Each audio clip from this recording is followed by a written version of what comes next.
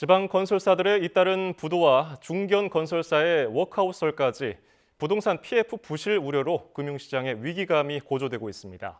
그동안 대주단 협약을 통해서 대출 만기 연장 방식을 취했던 금융당국도 본격적인 옥석 가리기를 예고했습니다. 엄윤주 기자입니다. 퇴임을 앞둔 추경호 경제부총리가 지난주 금융당국 수장들과 마지막으로 만난 자리에서도 후임자로 지명된 최상목 후보자가 인사청문회를 앞두고 내놓은 답변서에서도 빠지지 않고 언급한 것이 부동산 PF입니다.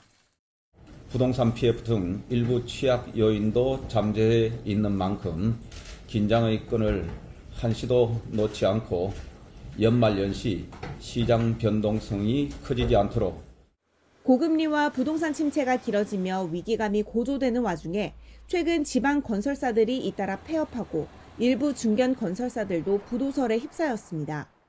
실제 금융권 부동산 PF 연체율은 올해 들어 지난 9월까지 2배로 치솟았는데 2년 전과 비교하면 6배 이상 급증한 수치입니다.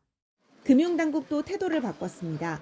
그동안 대주단 협약을 통해 대출 만기를 연장해왔지만 이제 본격적인 옥석 가리기에 나설 때라는 겁니다. 재무적 영속성에 문제가 있는 건설사라든가 금융사 등과 관련해서는 저희는 기본적으로는 시장 원칙에 따라서 적절한 형태의 어떤 조정 내지는 정리, 자기 책임의 원칙에 따른 어떤 진행 등이 불가피하다고 생각하고 회생이 어렵다고 평가되는 사업장은 애써 끌고 나가지 않겠다는 의지로 풀이됩니다. 대신 일부 사업장의 부실이 전체 시스템 위기로 번지지 않도록 시장의 연착륙을 유인한다는 계획입니다. 실질적인 옥석을 가리는 작업을 통해서 단순 유동성 부족 문제인지 아니면 사실상의 부실 문제가 있는지를 보다 명확하게 스크리닝하고 유동성 부분에 문제가 있는 경우에는 적극적으로 지원책을 마련하는 것 역시 필요한 것으로 생각됩니다. 따라서 앞으로는 시장 상황을 지켜보며 PF 사업장을 재평가하고 부동산 경기 회복이 늦어질 것에 대비해 금융회사들도 충분한 충당금을 적립하도록 유도할 방침입니다.